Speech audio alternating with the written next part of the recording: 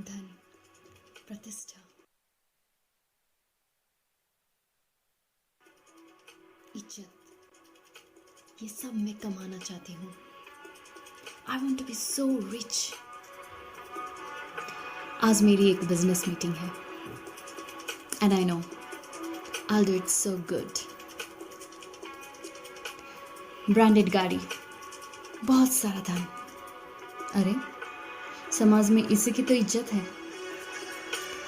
और जब मैं ये सब हासिल कर लूंगी then I can be so happy, so happy. हाँ, मैंने सब कुछ हासिल कर लिया, पर मैं असल में क्यों खुश नहीं हूँ? बाहर सब कुछ है, फिर भी भीतर एक खालीपन क्यों होता है? मैं क्या सोच रही हूँ? क्यों दुविधा में हूँ? मुझे क्या चाहिए?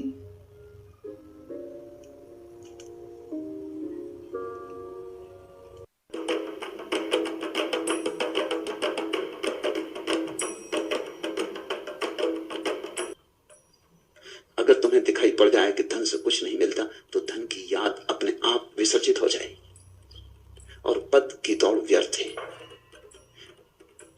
तो पद का जो धुआं तुम्हारे मन में सदा घूमता रहता है, वो तिरोहित हो जाए। जहां संसार की आकांक्षाएं समर्पित हो गई, शांत हो गई, शून्य हो गई, वहां उठती है याद परमात्मा की।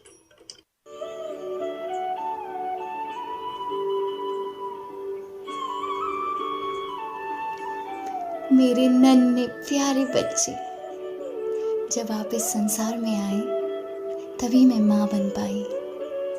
माँ बनने से ही मैं अपने आप को जीवंत महसूस कर पा रही हूँ।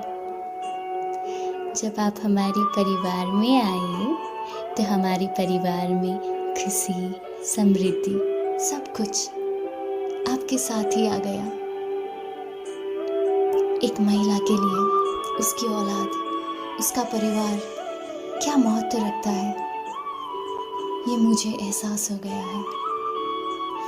आप और मेरा परिवार ही मेरे प्राण हो, मेरा सहारा हो। सब कुछ आप हो।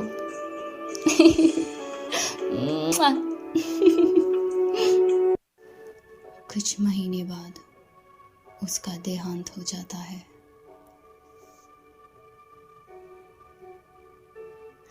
भगवान, आप मेरे बच्चे को छीन कर ले गए। मैं अब कैसे जीऊंगी? अब मेरा सहारा कौन बनेगा? मुझे भी ले चलो भगवान। अब मेरा जीने का कोई अर्थ नहीं है। मैं कैसे जीऊं?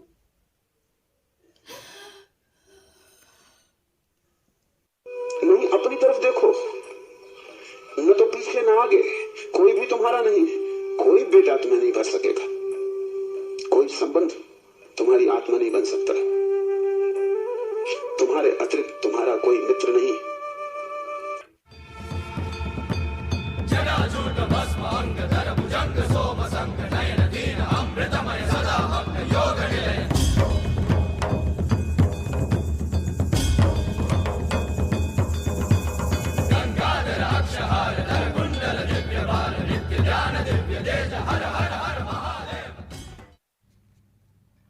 अलक निरंजन, मैं त्रिकालदर्शी हूँ।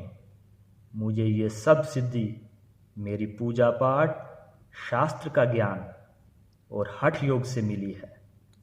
कितने लोगों को मैंने जादूगर की सिद्धि सिखाई है। कितने भक्त मेरे चमत्कार से प्रभावित हुए हैं। बाबा जी, मुझे भी सिद्धि चाहिए।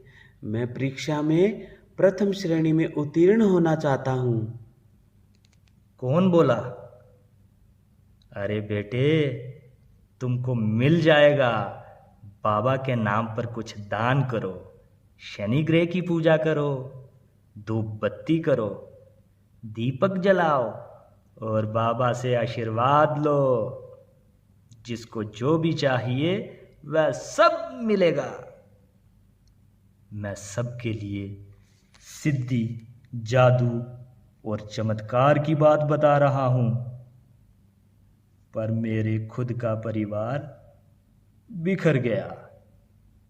बेटा सही रास्ते पर नहीं है। मेरे बूढ़े माँ बाप वृद्ध आश्रम में हैं।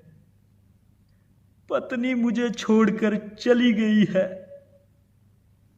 परिवारजन मेरे को ढोंगी कहते हैं।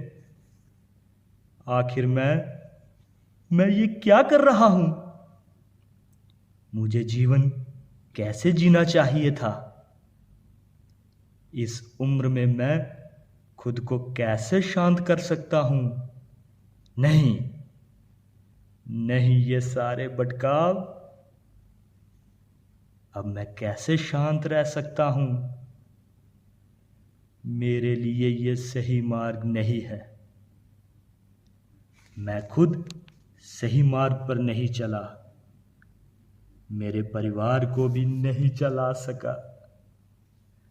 अब मुझे किसी का सहारा चाहिए। धर्मगुरु पहले से चली आई परंपरा का हिस्सा होता है। सदगुरु एक नई परंपरा का जन्मदाता। धर्मगुरु की पुरानी साख होती, उसकी दुकान पुरानी है, वो किसी पुरानी दुकान का हकदार है, वसीयतदार है। चाहे उसकी अपनी कोई संपदा ना भी हो, लेकिन बाजार में उसकी प्रतिष्ठा है।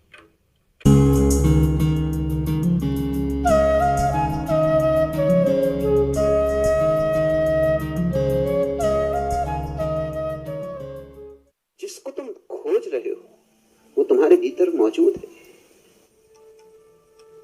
जिसके लिए तुम जन्म जन्मों से भटक रहे हो उसे एक क्षण को भी तुमने गंवाया नहीं। वो सदा से तुम्हारे भीतर बैठा है। अपने भीतर लौट आओ, जरा लौटो, बस इतना ही तो मेरा शिक्षण। अपने तरफ आंख खोलो, अपनी किताब खोलो, अपने प्राणों को पढ़ो, अपनी आत्मा को पहचानो, और फिर कोई असंतोष नहीं, कोई दुख नहीं, कोई पीड़ा नहीं। स्वर्ग के द्वार खुल जाते।